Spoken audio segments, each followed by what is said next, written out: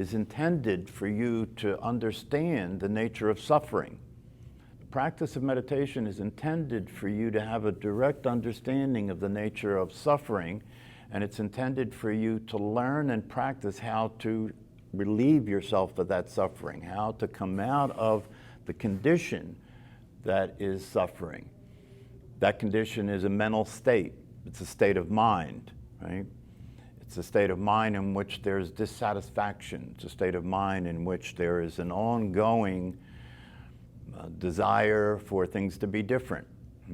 So the mind is constantly rejecting reality. It's constantly saying, I don't like this, I don't like that person, I don't like my life, I don't like these clothes, you know, I don't like the future, I don't like the past. And so it's on the lookout all the time for pleasure, and it's on the lookout all the time for pain, and it wants to avoid the pain and seek the pleasure. So the mental state is a 24/7 operation, right, to try and get out of this condition, this mental state that we're in. The problem with it is that most people don't recognize the mental state. They're so totally identified with it, right? They're so totally identified with being the voice in their head that they don't realize it's torturing them.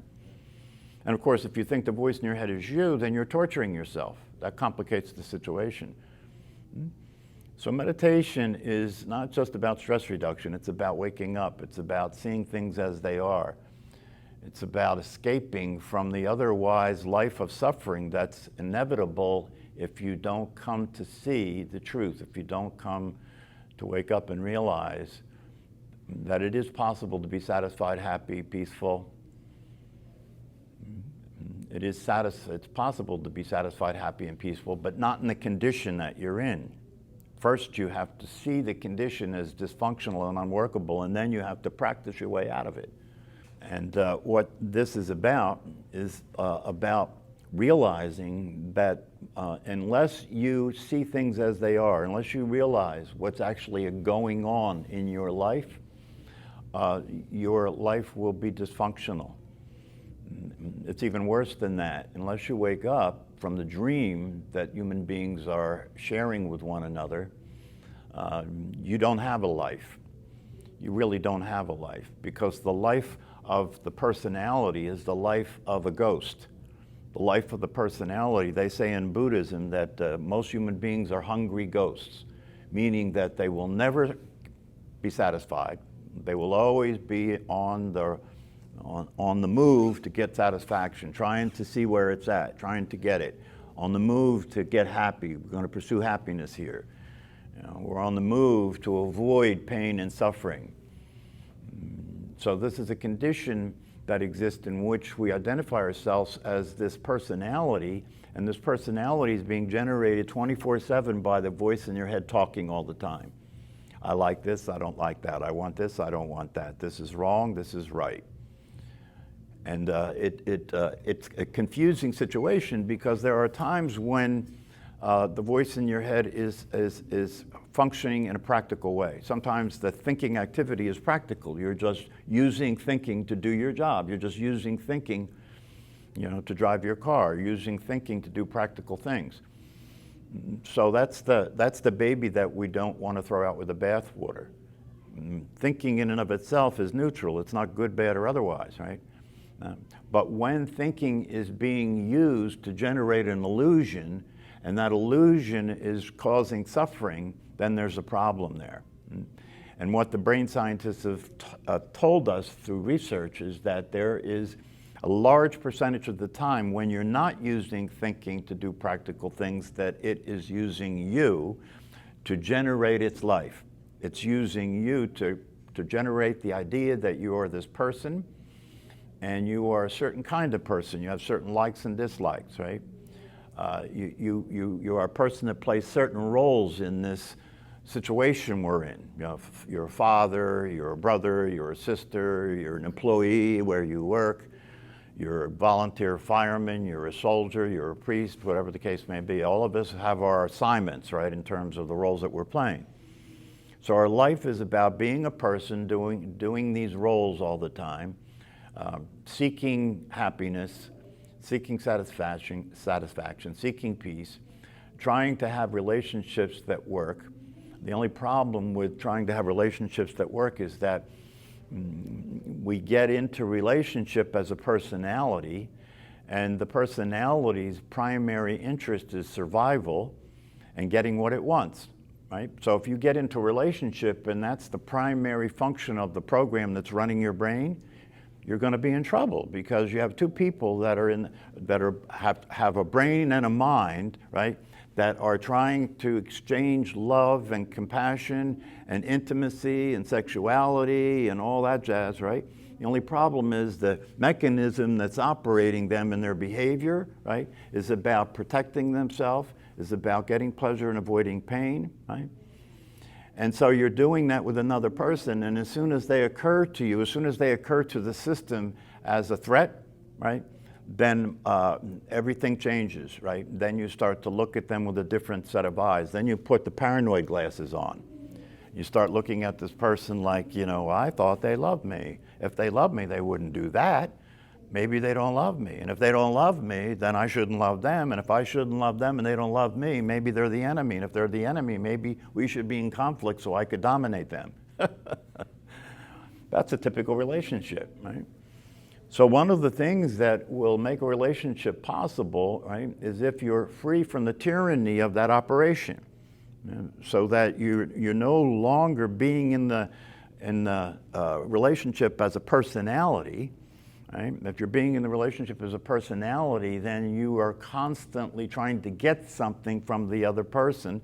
And when that stops happening, you start considering exchanging that person for somebody else. You're not making me happy anymore. You're not meeting my needs. I love that one. You're not meeting my needs, you know. You're doing things that bother me. You're doing things that trouble me. You're not who I thought you were. It's not the way it was when we first got together, right? This is all the ways that relationships deteriorate and turn into a conspiracy, you know, to turn into a set of agreements that people have with one another. I won't step on your feet, you don't step on my feet, right? You understand that there are things that you need to give me to make me happy, and there are things that I need to give you to make you happy. So it's a commercial operation, right? We're going to do an exchange, right? I'm okay, you're okay type stuff, right? Transactional analysis, right? Doesn't work. Doesn't work. How can you have a relationship with another human being when neither one of you know who you are? Neither one of you know who you are. Neither one of you know what the truth is. Neither one of you know what reality looks like. So you're two dreamers dreaming dreams together, and you're going to have a relationship. So this is an area of life where there's a tremendous amount of suffering, whether we're talking about romantic relationship, whether we're talking about relationship between people who have different beliefs, whether we're talking relationship between people who have different nationalities, right? Isn't it the biggest source of suffering on the planet? The failure of relationship, you know, that we can't get along with one another, that we see each other as threats. So this has to come to an end if you're going to experience anything near satisfaction, if you're going to experience anything near happiness. And one of the things that's necessary for this process to start to become transformed, for this process to start to be functional, right, is that we all have to start to take responsibility for our ignorance. We all have to start to take responsibility for the fact that we don't know who we are. We don't really understand what's going on in life. We're just playing the hand that we got dealt. We don't even know how to do that very well, right? So we have to take responsibility for ourselves. You know, I've had people come to me for psychotherapy as couples, right? For psychotherapy, and the first thing I tell them is that your relationship is a project, and you're both totally and 100% responsible for your own well-being. And if you succeed in establishing that experience of well-being, the relationship will work, right? So you don't have to, you don't have to get into these interactions with one another, telling each other, how you hurt me when you say these things, you hurt my feelings when you do these things, it doesn't work, you're not meeting my needs, blah, blah, blah. A lot of the conventional therapy has to do with helping people to learn to communicate, The only problem with that is when they communicate with one another, what they have to say to one another isn't worth saying. You know, because it's usually some complaint, right? It's usually a complaint about the other person, you know. If you were different, we'd be happy, right? So let's go to therapy, and when we go to therapy, both people are sitting there waiting for the therapist to correct the other person, right? So they say something, and then the other person counters what they said with their version of it, which makes what they said wrong, and then they defend themselves and make the other person wrong for what they said, and the therapist is supposed to help these people get along.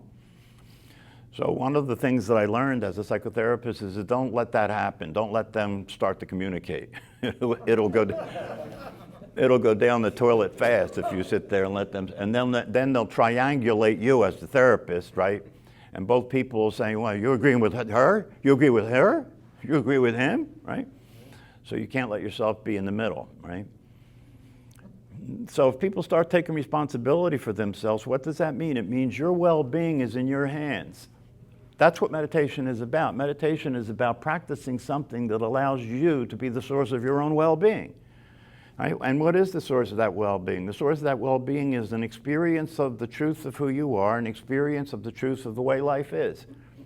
Now, how do you get to that? You get to that by practicing getting out of your head. You get to that by practicing getting out of this conversation, this incessant conversation that never ends, right? That is constantly dissatisfied, constantly trying to change everything, constantly trying to make things work. The only problem with it is that it's an unstable reality. If you really start to pay attention to the thinking activity, you realize it's changing all the time. You don't believe what you believed in the past now. You don't think what you thought yesterday now. You know, you married this person and you thought that this was going to be like a Disney movie, you know, we're going to be happy forever. You know, it's amazing how people can stay that naive. You know, the evidence is very clear that it doesn't work, but people do it anyway, you know, because when you fall in love, you're under a hypnotic spell. And you see the other person, you know, in a distorted way. You see them, you idealize them, right, because they're an object of your love. And if they're not attractive to you, then your love for them is a misunderstanding, right? And so when people first get together, they really, when they're in love with one another, they're in this hypnotic state. No matter what the other person does, it's wonderful. It's cute. You know, they're so nice. You just love being in there. You just love being in their presence, just watching them because it makes you happy, right? And then after you get married, the very same things that you thought were cute that made you happy, right, annoy you, right? You go to dinner, you know, when you're in love, and the other person reaches over to taste your food, and you say, "Oh, I think you're just so sweet and so cute. Look, you're going to taste my food."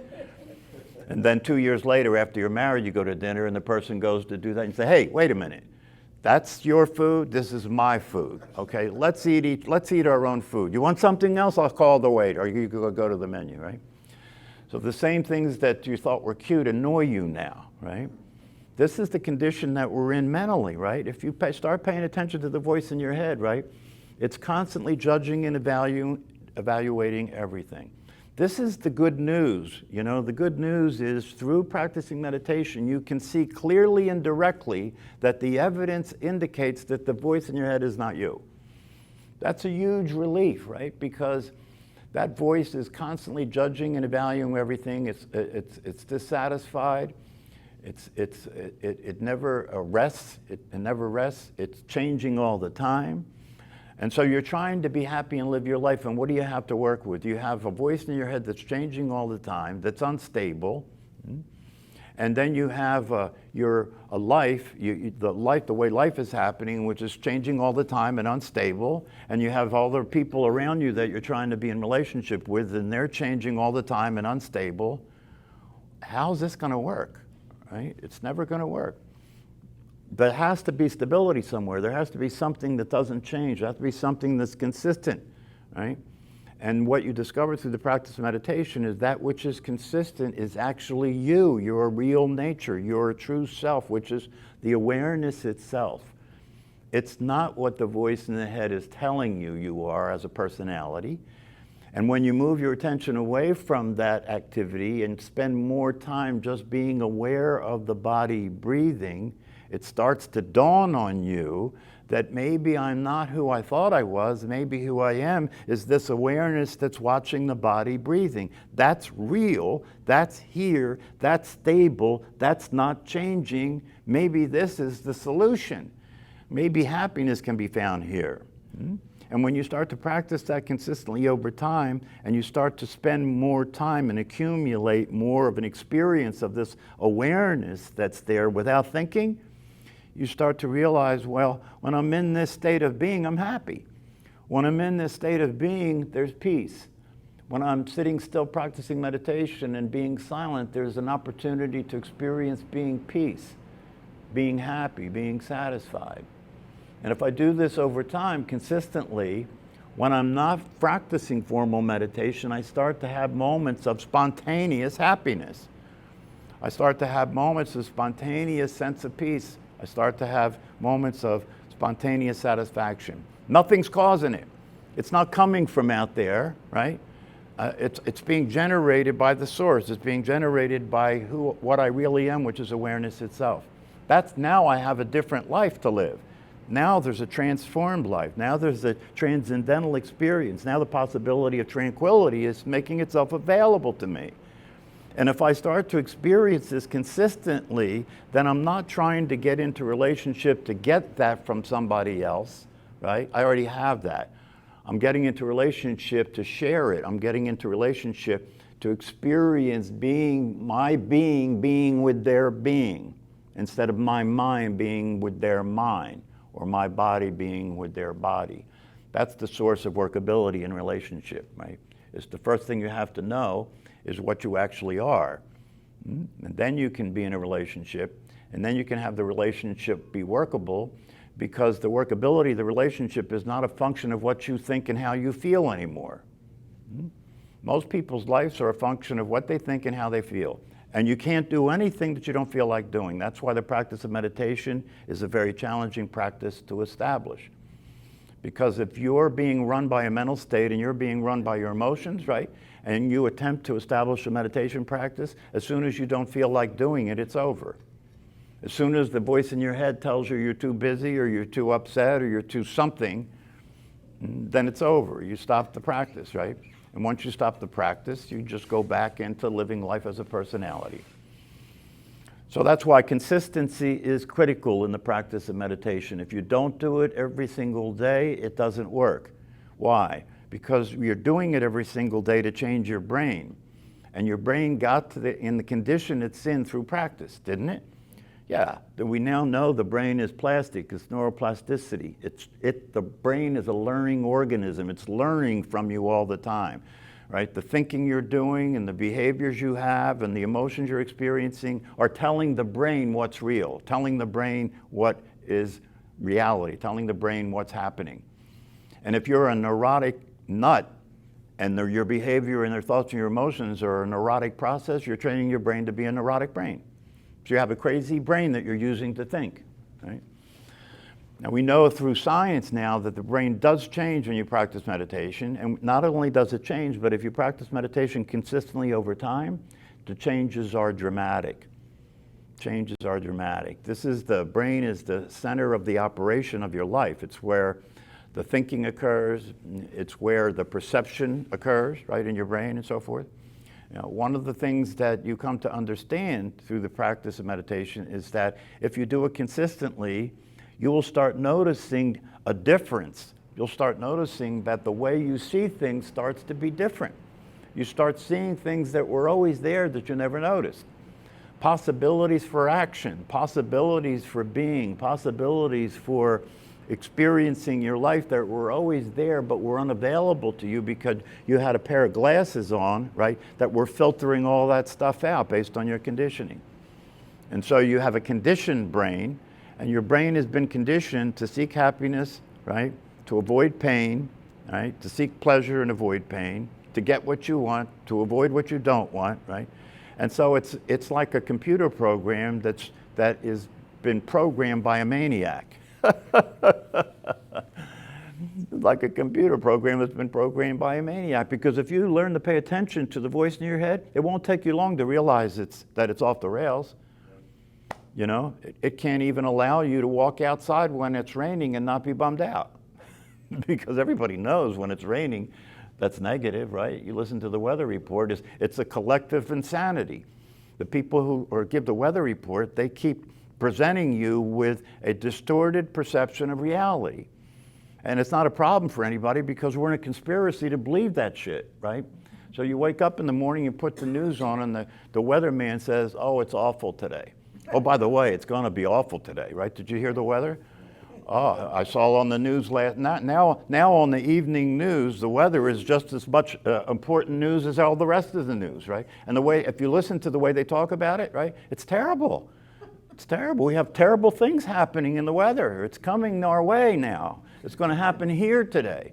Be careful, you know. This is going to be uncomfortable. It's nasty. It's miserable. Water falling from the sky is nasty and miserable. If that's the context in which you're living your life, what the hell else is wrong? You know, what else is wrong? If you look at the news now, we're in a very hyper state of criticism, aren't we? Everything that happens. You say the wrong thing, resign. You said the wrong thing, resign, right? Everybody's attacking everybody else, right? It's a blame game, isn't it? Life is a blame game. So you have to really ask yourself, do you want to live in that world? Do you want to live in the world that your thinking is giving you when you wake up in the morning and you dread being alive? You dread being alive. You understand? If you understand that you dread being alive, there's something seriously wrong. You know, the most sacred thing that we have is the existence of being alive, isn't it? You know, life is a very short experience compared to all time. You know, life is a brief, you know, one of my teachers said that it's a very temporary affair, this business of being alive, right? Are you going to piss it away? You don't have time, you know, you don't have time to mess around. You've got to wake up and see things as they are and then start practicing in a way to get you out of the mental state that's corrupt. It's a corrupt state. It's a corrupt state. It's never going to produce happiness. And when you begin to practice meditation consistently and you start getting a glimpse of happiness, you know, I was listening to an interaction between one of my teachers and a student the other night, and the student said to him, you know, I've been practicing meditation, and you know, I do experience times when I feel a relief, I feel happy, I feel satisfied, I feel peaceful, but it's not consistent, it's not consistent. I fall back into the state of mind over and over again. And I don't even realize it happened. You know, I start behaving poorly. You know, I start doing what doesn't work and so forth. So how can I deal with this? You know, what do I do, right? And what the teacher said is, when you experience those moments of well-being, right, cherish them. Cherish them. Allow yourself to like really, what do they do with meat to soften it? Marinate it. Marinate yourself when those experiences are there, right? Soak in those experiences. Really be clear about this as a possibility that's always there so that you start to practice more consistently, you see? Not just formal practice, but if you get the drift, if you understand what this is all about, you don't want to just do formal practice, you want to start doing this practice in your life, during your life, as your life's occurring. How do you do it? You learn to pay attention to the mental process and to the emotional process and to the sensations that occur in the body, right? And as you're paying attention to those processes and they go off the rails, in other words, they stop being useful and realistic, and they stop producing the experience of the possibility, you move your attention away from that. You stop interacting with the failed system. You stop interacting with the programming that is dysfunctional and doesn't work. You practice that, you practice stop interacting with that, and you practice realizing your true nature is the awareness of that, not that. Your true nature is the awareness of that, not that. Awareness of the voice, not the voice. And see, the thing is this, and this is where you have, this is why the teaching is so important, right? You have to get clear, right? that you are never in the default state. You think you are. That's the problem. You buy into the thought process. You believe the thoughts, and you consider yourself to be the thinker of the thoughts. You fall into the trap over and over again, right? But the truth is, all of you are all enlightened. All of you are already the awareness. Nothing has to happen. That's why I say in meditation, if you're making an effort to practice meditation, you're not meditating. Because meditation is about experiencing being, and being does not take an effort. It's already happening. What takes an effort is all this crazy thinking that's going on, trying to get somewhere, trying to avoid something, trying to get somewhere, trying to get something, on and on and on, day and night, never ends, right? So what we're doing is we're trying to spend enough time out of that system, right, for the system to calm down. The reason it doesn't calm down is because we're involved. As you're involved with thinking, it's like a jar of water with dirt in it, and you're stirring the water trying to get it to clear. That ain't gonna happen, right? So you have to remove yourself from involvement in the thought activity, and as you practice doing that, because of the lack of involvement in it, the lack of stirring it up, right, it starts to just settle on its own gradually over time. The fact that you will go in and out of it, right? That's why we're calling it a practice, not a performance. If it was a performance, you would have failed. But it's not a performance, it's a practice.